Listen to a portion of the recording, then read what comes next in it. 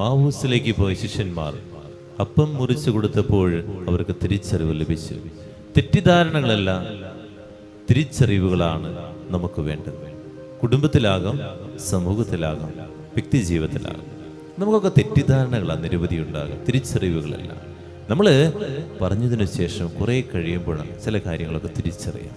തിരിച്ചറിഞ്ഞു കഴിയുമ്പോൾ നമ്മൾ പോയി ഒരു ഉളുപ്പുമില്ലാതെ സോറിയൊക്കെ പറയും, അയ്യോ എനിക്ക് അറിഞ്ഞില്ല കേട്ടോ എന്ന് പറഞ്ഞ് നമ്മൾ ക്ഷമ ചോദിക്കും. എത്രയോ പേരെയാണ് നമ്മൾ വേദനിപ്പിച്ചിട്ടുണ്ട്, എത്രയോ പേരെയായി തെറ്റിദ്ധാരണ കൊണ്ട് നമ്മൾ മുറിപ്പെടുത്തിയിട്ടുണ്ട്. നമ്മുടെ ഉള്ളിലുള്ള കുറേ കാര്യങ്ങൾ, അല്ലെങ്കിൽ അവിടുന്ന് ഇവിടുന്ന് ഇങ്ങനെ പറക്കി ഈ പ്രാവുകൾ തിന്നുന്നത് പോലെ പറക്കി കിട്ടിയ സാധനങ്ങളൊക്കെ ചേർത്ത് വെച്ചുകൊണ്ട് നമ്മൾ ഓരോരുത്തരും നമ്മൾ എത്രയോ പേര് വേദനിപ്പിച്ചു കൊണ്ടിരിക്കുന്നത്. അതുകൊണ്ട് ഒരാളെ വിധിക്കുന്നതിന് മുമ്പ്, ഒരാളെ എൻ്റെ ഹൃദയത്തിൽ നിറക്കി വിടുന്നതിന് മുമ്പ് ഓർക്കുക, തിരിച്ചറിവുകൾ വേണം. തിരിച്ചറിവ് ലഭിക്കണമെങ്കിൽ ശിഷ്യർ ചെയ്തതുപോലെ ആ വിശുദ്ധ കുർബാനയുടെ മുമ്പിലിരിക്കണം. വിശുദ്ധ കുർബാന ഇരിക്കുമ്പോഴാണ് എനിക്ക് തിരിച്ചറിവുകൾ ലഭിക്കുക. അതിനുവേണ്ടി പ്രാർത്ഥിക്കാം. ഭർത്താവിനെ തിരിച്ചറിയാൻ, ഭാര്യയെ തിരിച്ചറിയാൻ, ദൈവത്തിൻ്റെ സ്നേഹം തിരിച്ചറിയാൻ, എൻ്റെ അയൽവക്കക്കാരുടെ സ്നേഹം തിരിച്ചറിയാൻ, സമൂഹത്തിലുള്ളവരുടെ സ്നേഹം തിരിച്ചറിയാൻ വിശുദ്ധ കുർബാനയുടെ മുമ്പിലായിരിക്കാം, പ്രാർത്ഥിക്കാം.